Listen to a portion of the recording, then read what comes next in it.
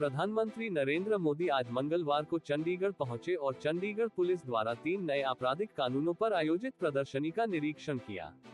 उनके साथ केंद्रीय गृह मंत्री अमित शाह भी उपस्थित थे। प्रधानमंत्री मोदी और अमित शाह ने इस अवसर पर भारतीय न्याय संहिता, भारतीय नागरिक सुरक्षा संहिता और भारतीय साक्ष्य अधिनियम के सफल कार्यान्वयन को राष्ट्र को समर्पित किया। ये कार्यक्रम कानून व्यवस्था और न्याय प्रणाली में सुधार की दिशा में एक महत्वपूर्ण कदम माना जा रहा है। प्रधानमंत्री नरेंद्र मोदी ने इस अवसर पर अपने संबोधन में देश में कानून व्यवस्था को और अधिक प्रभावी और सुलभ बनाने पर जोर दिया। उन्होंने कहा कि भारतीय न्याय प्रणाली को समय के साथ बदलते परिवेश के अनुसार अद्यतन करने की आवश्यकता है। उन्होंने बताया कि यह तीनों कानून देश के प्रत्येक नागरिक को न्याय दिलाने में सहायक होंगे और यह सुनिश्चित करेंगे कि प्रक्रिया सरल, तेज और निष्पक्ष हो। अपने भाषण के दौरान प्रधानमंत्री ने उल्लेख किया कि यह नए कानून पुरानी व्यवस्था की कमियों को दूर करने के लिए बनाए गए हैं। उन्होंने ये भी कहा कि ब्रिटिश काल के पुराने कानूनों में सुधार की दिशा में ये कदम न केवल जरूरी था, बल्कि इसे लागू करना भी समय की मांग थी। उन्होंने जनता को आश्वासन दिया कि नए कानूनों के माध्यम से न्यायिक प्रक्रिया अधिक पारदर्शी और जिम्मेदार होगी। कानूनों की व्याख्या करते हुए प्रधानमंत्री मोदी ने भारतीय न्याय संहिता की विशेषताओं पर प्रकाश डाला।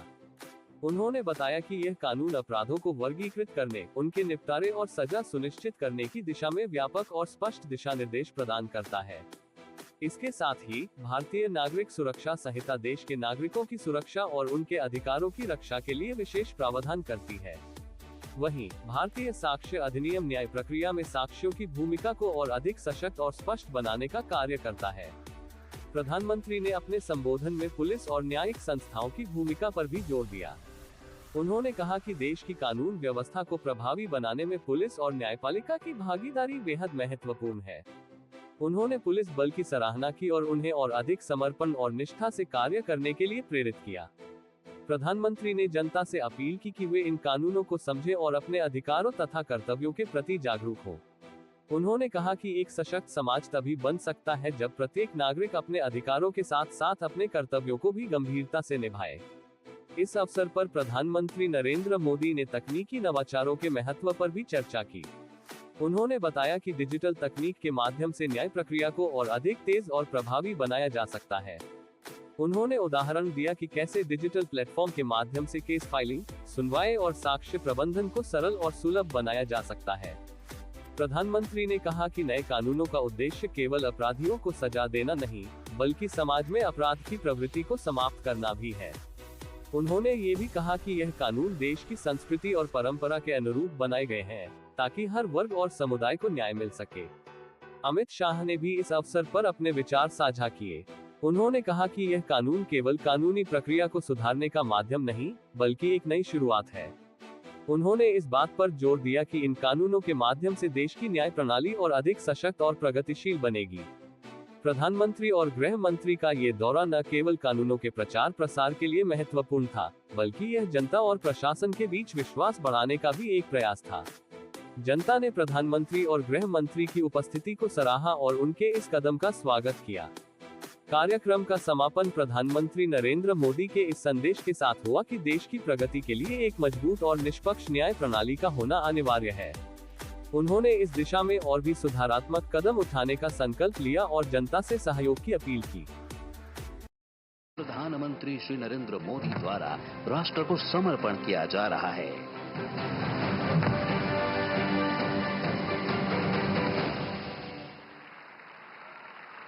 आप सभी को इस उपलब्धि की बहुत बहुत बधाई। देव सज्जनों, एक सुरक्षित, संतुष्ट और शांतिपूर्ण समाज ही विकसित राष्ट्र का निर्माण कर सकता है और इसीलिए माननीय प्रधानमंत्री महोदय ने सदैव स्मार्ट पॉलिसिंग की प्रेरणा दी है। ऐसी स्मार्ट पॉलिसिंग जो आर्टिफिशियल इंटेलिजेंस को अपनाते हुए एस्पिरेशनल इंडिया की आवश्यकताओं को पूरा करने में पूरी तरह से सक्षम हो। ऐसे दूरदृष्टा नेतृत्व को हमारा बारंबार नमन। आइए आप सबके करतल ध्वनि के साथ निवेदन करें माननीय प्रधानमंत्री श्री नरेंद्र मोदी जी से कि वे इस अवसर पर अपना शुभ संदेश हम सबको दें, हम सबका मार्गदर्शन करें। माननीय प्रधानमंत्री श्री नरेंद्र मोदी जी।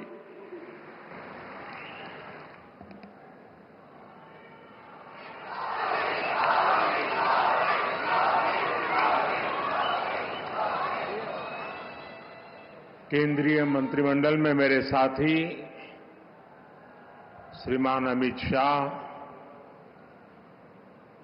चंडीगढ़ के प्रशासक श्री गुलाबचंद कटारिया जी, राज्यसभा के मेरे साथी सांसद सतनाम सिंह संधू जी, उपस्थित अन्य जनप्रतिनिधिगण, देवी और सज्जनों, चंडीगढ़ आने से लगता है कि अपनों के बीच आ गया हूं।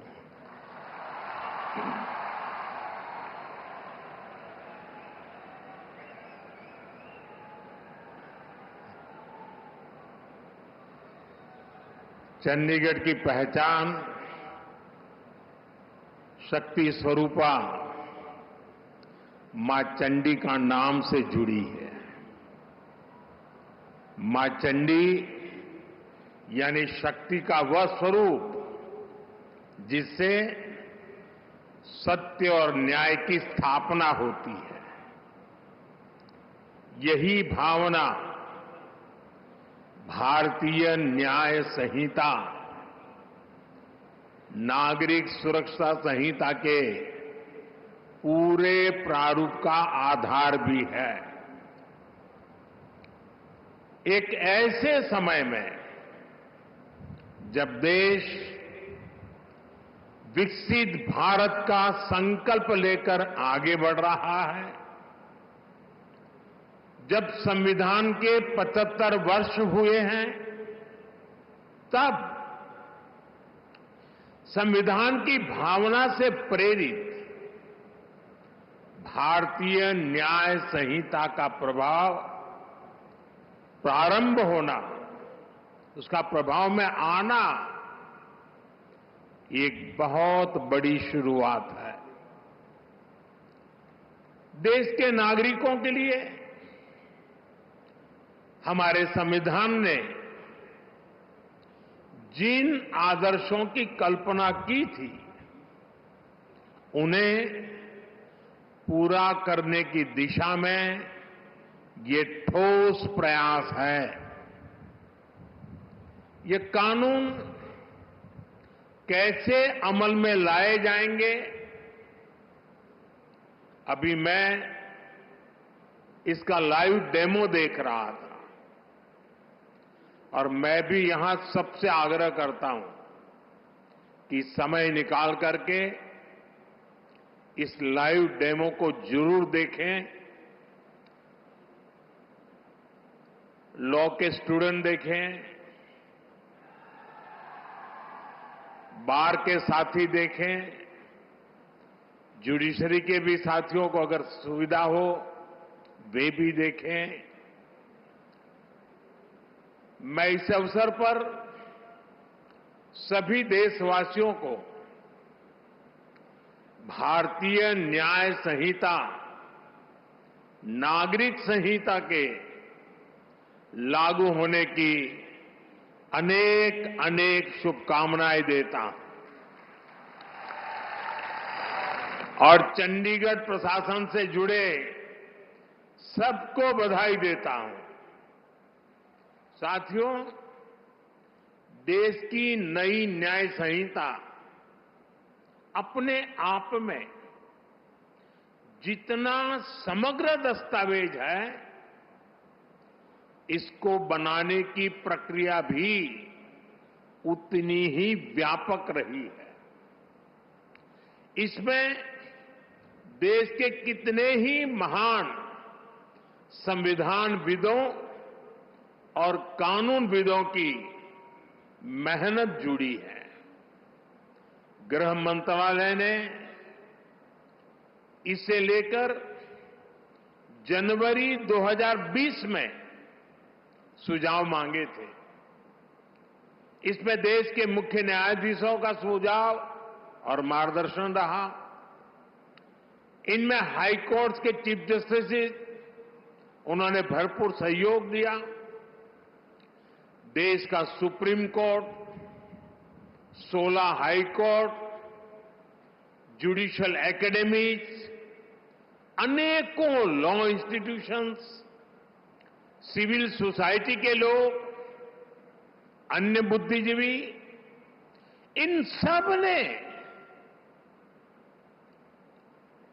वर्षों तक मंथन किया, संवाद किया,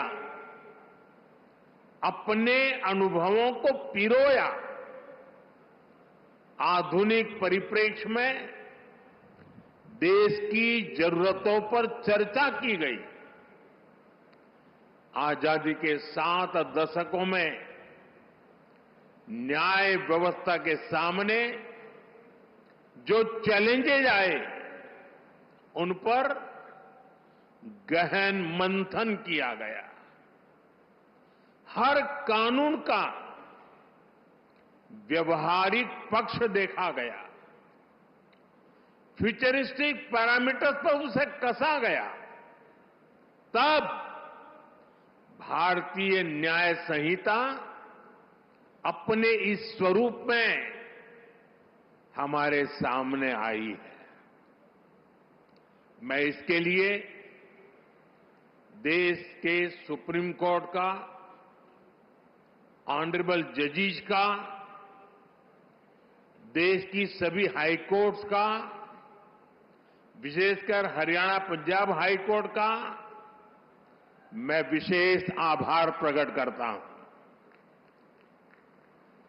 मैं बार का भी धन्यवाद करता हूं कि जिन्होंने आगे आकर इस न्याय संहिता की ओनरशिप ली है। बार के सभी साथी बहुत बहुत अभिनंदन के अधिकारी हैं। मुझे भरोसा है सबके सहयोग से बनी भारत की ये न्याय संहिता भारत की न्याय यात्रा में मील का पत्थर साबित होगी। साथियों, हमारे देश ने 1947 में आजादी हासिल की थी। आप कल्पना करिए, सदियों की गुलामी के बाद जब हमारा देश आजाद हुआ, पीढ़ियों के इंतजार के बाद, लक्षावधि लोगों के बलिदानों के बाद जब आजादी की सुबह आई, तब कैसे कैसे सपने थे,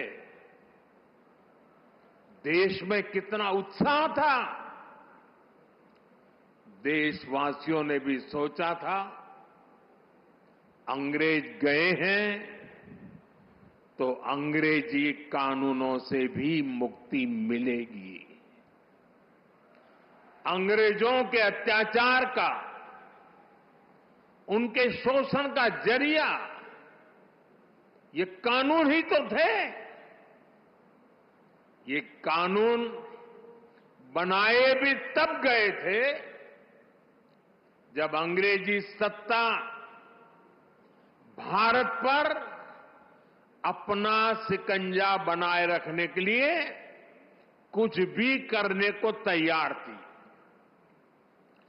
1857 में, और मेरे नौजवान साथियों को मैं कहूंगा याद रखिए, 1857 में देश का पहला बड़ा स्वाधीनता संग्राम लड़ा गया। उस 1857 के स्वातंत्र संग्राम ने अंग्रेजी हुकूमत की जड़ें हिला दी थी। देश के हर कोने में बहुत बड़ी चुनौती पैदा कर दी थी।